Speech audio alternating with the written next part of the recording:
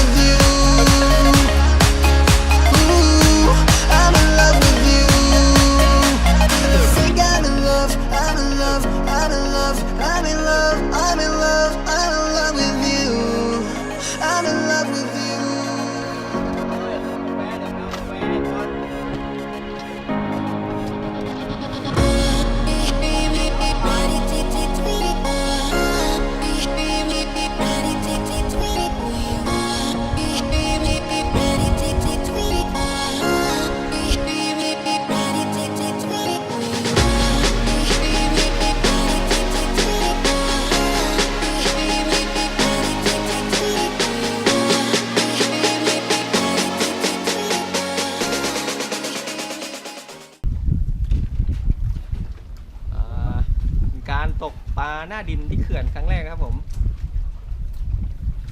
ตอนนี้ก็ผ่านมาชั่วโมงกว่าๆนะครับลอกลั่นไป1 ครั้งท้วนครับก็ใช้เป็นเหยื่อหมักนะครับผมตกตอนนี้ก็เป็นที่เขื่อนครับเขื่อนสิริกิติ์ครับจังหวัดอุตรดิตถ์ครับผมโอเคครับบรรยากาศรอบๆครับก็จะมีแพตกปลาแล้วก็แพท่องเที่ยวครับผม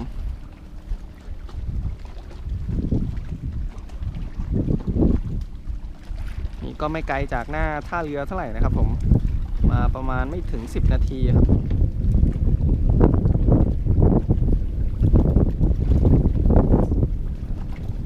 โอเคครับเดี๋ยวก็จะมาลุ้นกันต่อว่าวันนี้จะมีผลงานไหมครับ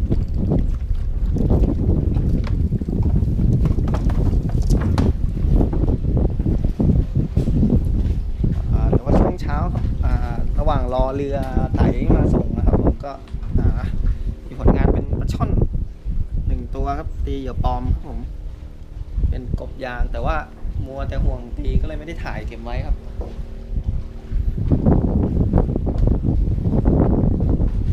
ก็ที่แพก็จะมีครัวให้นะครับผมมีครัวมีเตามีครกมีเขียงมีมีดมีเตาหมูกระทะด้วยฮะอันนี้ผมก็เตรียมเสบียงมานิดหน่อยครับพอสำหรับ1 วันครับก็จะมีอย่างที่เห็นครับมีน้ำแข็งมีผักมีอุปกรณ์กันตายครับนิดหน่อยครับจมน้ำซะแล้วน้ำแข็งละลายมีข่าตะไคร้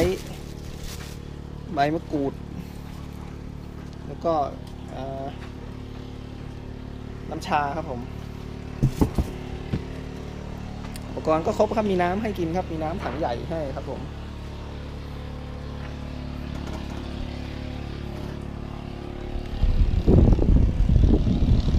นี่น้องต่อครับน้องต่อมาปั้นเหยื่อครับเป็นเหยื่อล้ำอ่ะผสมอะไรมั่งไม่รู้ครับ สูตรไข่มั่งก็ไม่รู้นี่นะสมปองครับผมนี่ตัวตั้งตัวตีทริปนี้ครับ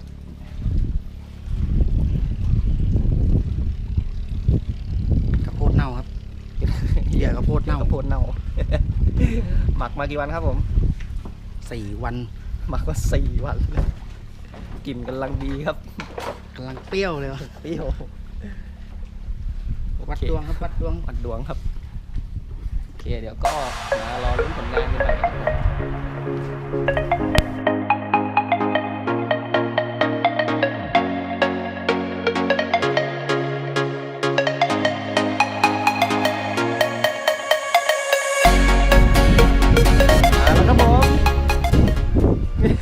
นึกว่าจะแห้วแล้วไปเดินตีเหยื่อตั้งนานไงโธ่แล้วก็ซูปเสียง2 ตัวเอาไม่อยู่ สูบขีดครับผมแต่ขีดหายแล้ว วันตกเลย ถือว่ามีผลงาน เอาเหยื่ออะไรไปขาดมั่งสารภาพมันซะดี ตะขอยืดไป2 ตัว ๆอ๋อตะขอยืด ปากปลาไปตัวติดลิงไม่เหยียด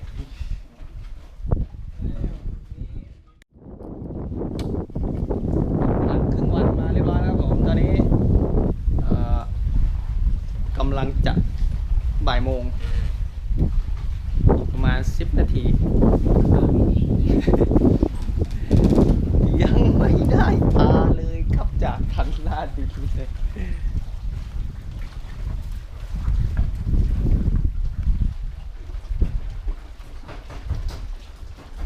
นั่งเฝ้ากันต่อไปครับนอนเฝ้าครับปลามีแดกคนก็ต้องแดกครับผม ถังก็ตอน เอากับข้าวเจ้า ถังก็ตอน เมนูอะไรนะพ่อครัว หมู ผัดหมู ต้ม ต้ม ยำหมูและเอาหมูมา อย่างน้อยเราก็ไม่อดตายนี่มีกระสุบนิดน้อยขนมปองน้ำปลากับเกลืออยู่ในนี้นะ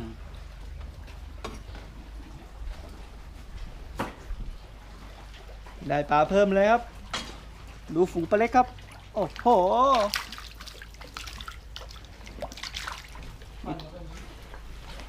ตกสปิวครับ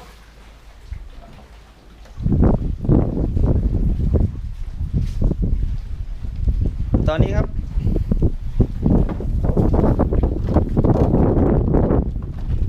เกิดอุบิเหตุนิดหน่อยครับ ปลายคันหัก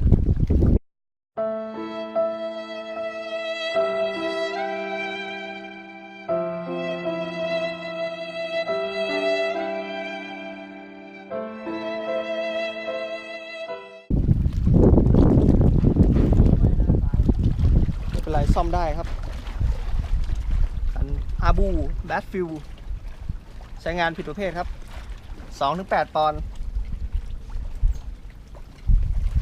เอามาตกสปิวครับ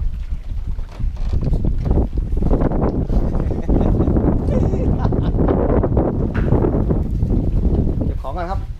เดี๋ยวหาย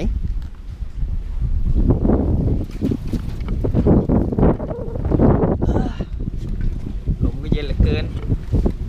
อากาศดีๆน่าหลับนอนอย่างยิ่ง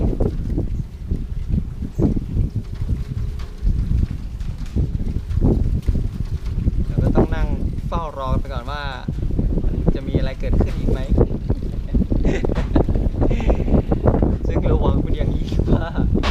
จะได้ยินเสียงรอบดัง โอเคครับ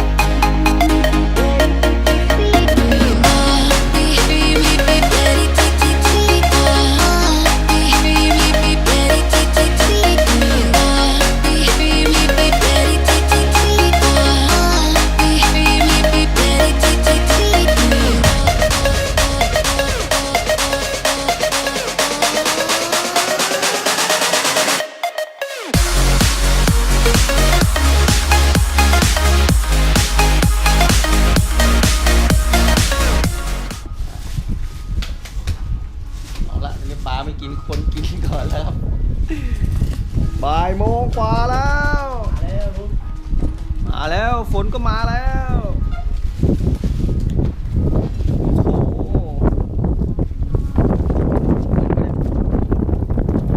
ไก่ยอดอันนี้ลุ้นฝนอยู่เลยครับ มาทั้งเขาเลย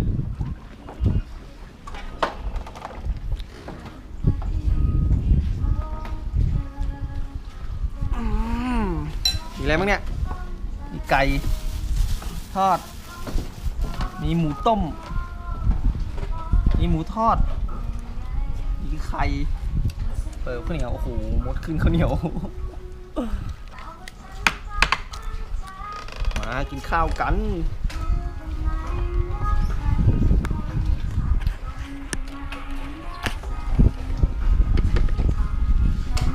ไม่เห็นชอบเขาฟอง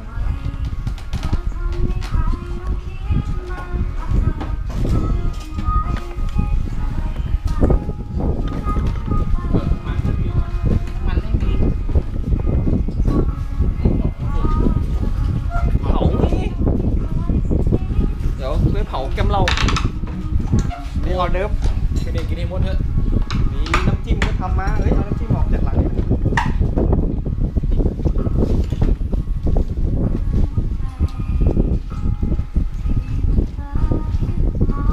กินข้าวนอกสถานที่มันจะอร่อยมากครับพอหิว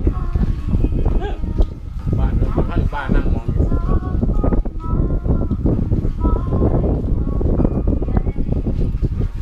ไก่ก็ข้นเหนียวไก่ก็เมื่อเช้าเย็น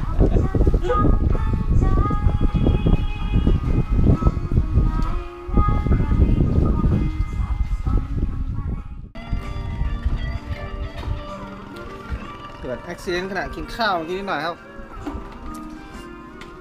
ฝนไล่วงข้าวครับ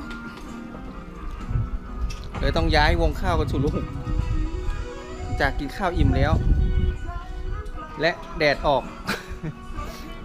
ความหวังของเราก็กลับมาอีกครั้งครับ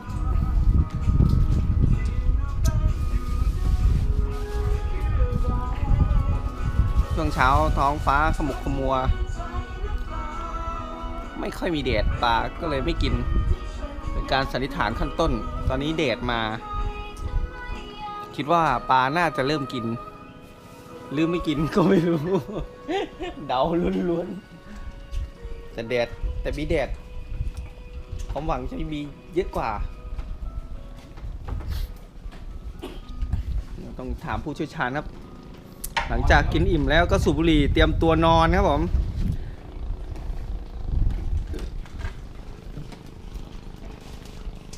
ฟุตปัด ดูโปรเขา เกี่ยวไม่โฟม เบ็ดเบ็ดเบ็ด สายมันหย่อนอยู่นะเมื่อกี้ ไอ้เฮ้ยยังอีกยังอีกดึกดูเอาโดนไหม ได้วัดแล้วแค่รอบแรกฮะอยู่ไหมอยู่แต่เล็กโอ้โหมันได้เหอะเล็กใหญ่อะ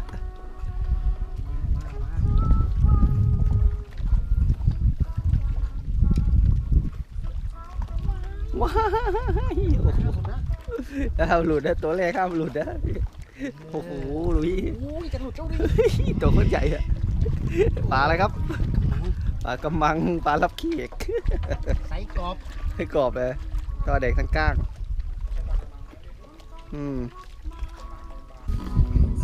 เกี่ยวเหยื่อต่อครับใส่เม็ดโฟมทำไมครับ ให้ปลาดูด ให้ปลาดูด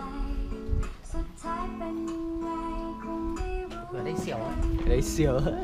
มันกินในนี้เมื่อกี้ อ๋อ เหยื่อนี่สูตรไหนครับ จุด3 เดือน 2 เดือน สูตร2 เดือน เก่าผสม โอ้โหลองมัน กลิ่นเปรี้ยวเปรี้ยว ถ้ากล้องมีกลิ่นน่าจะได้กลิ่น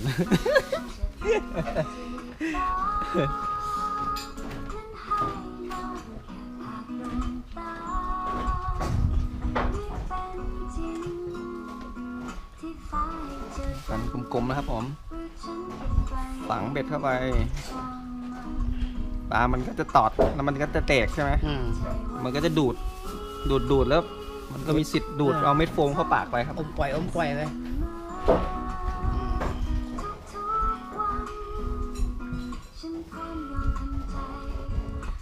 ไปตีก่อนเลยเอาอะ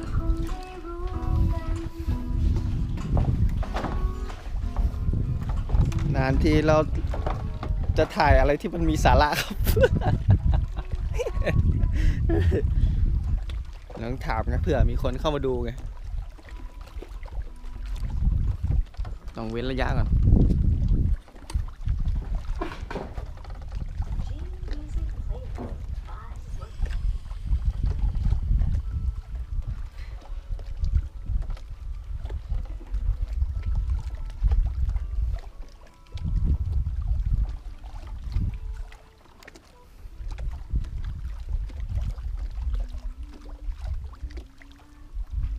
อันนี้เผื่อคนไม่รู้นะครับ ไอ้ขวดที่ลอยอยู่กลางน้ำคือเป็นที่เจ้าของแพครับหรือว่าไต่ครับเขาเอาเหยื่อมาอ่อยไว้ให้สำหรับนักตกปลาที่มาตกครับผมอยากตีไปแล้วก็มาเซตสายครับตั้งเบรก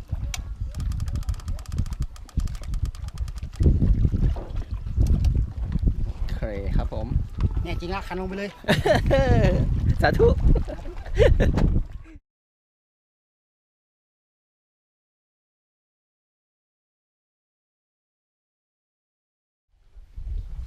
ยังไม่มีอะไรเกิดขึ้นเลย บ้านไม่เอาอะ ทุกอย่างยังเงียบงันเหลือเกินครับ ไม่ไหวเลย คันเบ็ดตั้งเยอะแยะนี่ดีกว่า มึงก็มานั่งใกล้ๆนี่ก็ได้ต่อเถิบไปนู้นนะ เดี๋ยวปลามันรู้ โอ้โห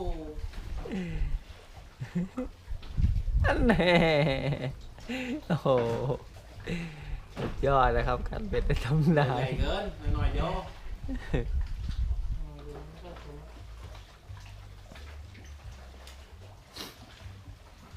ใหญ่ไปตกเหยื่อเลยปลาก็กินดีพี่ อะไร แต่ตัวใหญ่ไม่ดี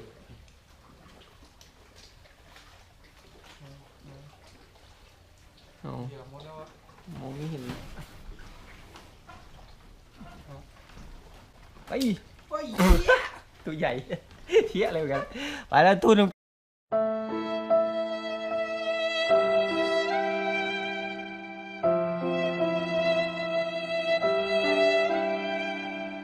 ไปแล้วตัวใหญ่ล่อไปแล้ว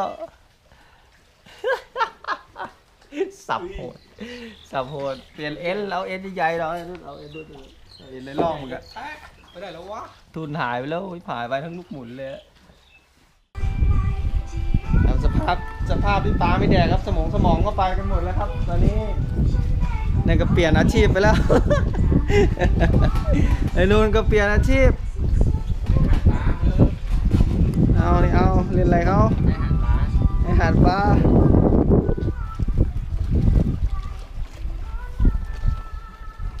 โหมืดแล้วล่ะเห็นหมดแล้ว เห็นไหม โอ้ฝูงหมอปัตเตอร์มาเป็นฝูงไม่ได้เอาเคสกันน้ำมาจุ่มน้ำไม่ได้ได้พัง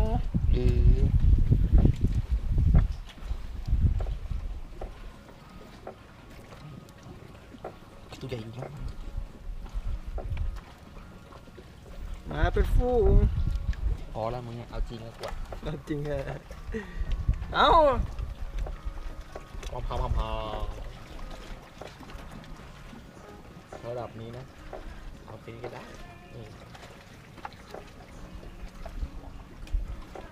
ไม่เยอะไปไหนแล้ววะ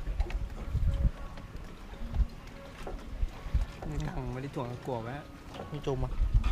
มีตัง อ๋อ หมดไปแล้ว อย่างรวดเร็วครับปลาตะกะเอาแล้วก็ขาดแล้วก็ทุ่นนะ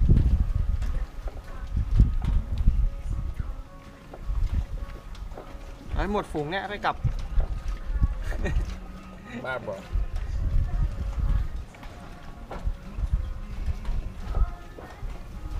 โอ้ยไอ้กองกูตัดเถอะ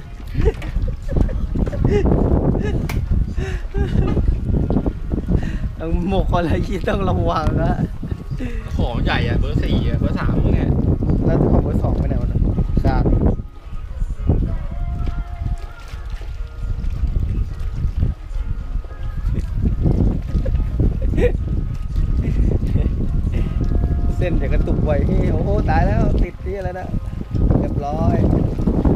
เอก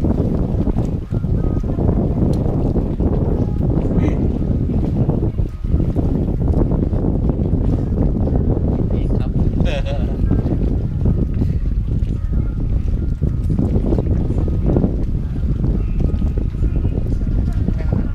ทุ่น สั้นๆกว่านี้อีกยาวมากเรียบร้อยติดติเกตมันยาวเลยล่ะ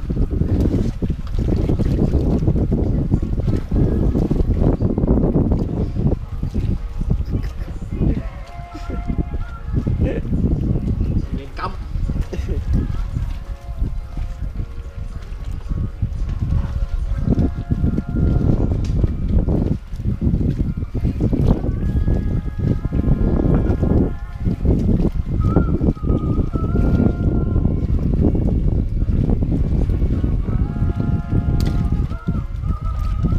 เอา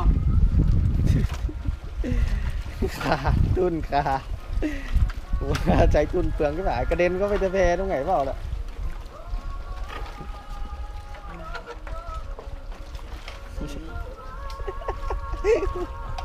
แล้วครับสมองไปกันหมดเลยครับนี่มันไม่ต้องใส่ตุ้นแล้วมัดเบ็ดเปล่าๆเลยหย่อนเลยเปลืองเกินประกอบชุดใหม่ครับ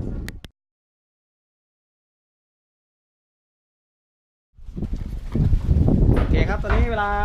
5:15 นาทีครับผมสรุปผลงานหน้าดินทั้งหมด0 ตัว เหยื่อปลอมครับ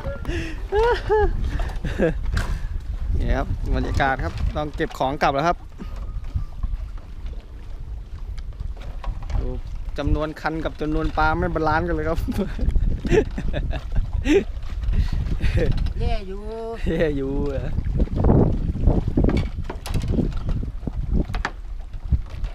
บรรยากาศเขื่อนยามเย็น การหน้านอนเสียงตกปลา เมฆฝนครับโปรยปลายมาตลอดทั้งวันมาละนิดละหน่อยละนิดละหน่อย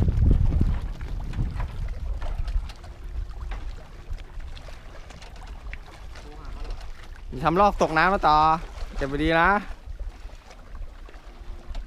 ก็อะไรมันก็มันอยู่ในกล่องเบสพี่อะ เสียงดังดิ ตัวเองคนไทยเองแล้วก็ลืมเขา เก็บมาจากบ่อปลาเก็บมาจากบ่อปลานั้นนะที่เกี่ยวขึ้นมา ไม่ได้ตุลังก็โอ้ย เดี๋ยวจุดไฟเผาไว้จอดิ กูมาทำอะไรไว้บ้างเนี่ย อะไรก็ตะก้อใครเก็บมาพันเก็บหมดเลย โอ้ยลือ ของให้เรียบร้อยครับเอาจิบน้ำชาก่อนเพื่อความลื่นลมสำราญ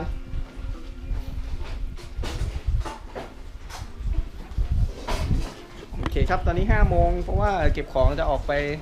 ลุ้นตีปลาช่อนตรงหน้าท่าครับเผื่อจะมีฟลุกบ้างยี่ ไปดูสาวหน้าท่าโอเคครับผมผลงานตกหน้าดินวันนี้ครับผม โอเคเก็บภาพ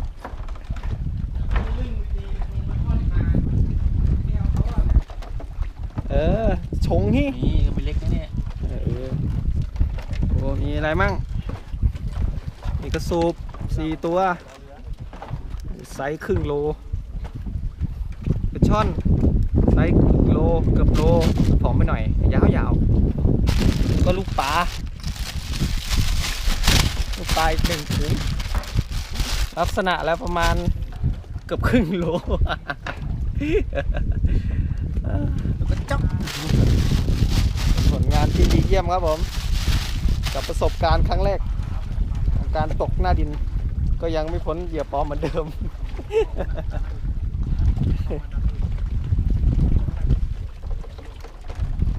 โอเคครับ จบ ไปได้เวลาน้ำชาปลาช่อนเราแช่ไว้ข้างนอกก่อนก็ได้เดี๋ยวข้างในเลยมันเดี๋ยวพัง เดี๋ยวมันจะดิ้นพังซะผักเผือกอะไรข้างในอีก ไม่เจ็บ ได้เวลาน้ำชาครับผม แล้วมาถ่ายเวลากินเหล้ามาใส่ น้ำชาเหล้าเลิกที่ไหนไม่เห็นฉลากด้วย ยายไม่ยายถ่ายเสร็จทางเราเลยมาพี่ ไม่ให้ถือไม่ให้ถือห่วงมาอย่างไหวเว้ย ใช่อันนี้ โอ้มาแล้วไต่กำลังมารับครับไก่รีดมาเฮ้ยสบายสบายสบาย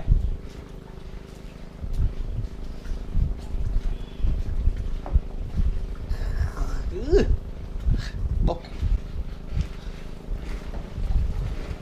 ไปต่อไปโบกไม่เรียกเลยแล้วเขาเข้าแค่อะไรผิดหลังอีกไอเก็บของกลับบ้าน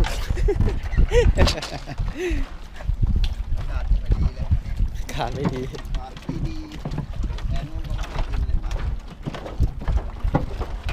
มันไม่เอาเลย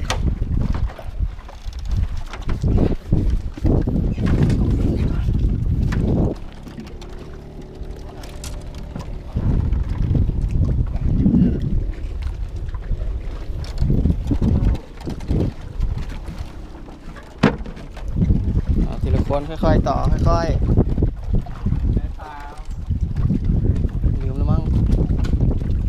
ปลาหรือปลา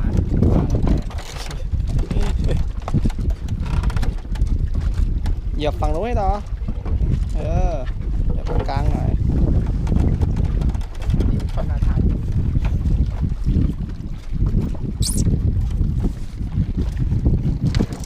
เยอะ นั่งเบาๆอย่างนี้ครับ ยังไม่ได้ลงเลย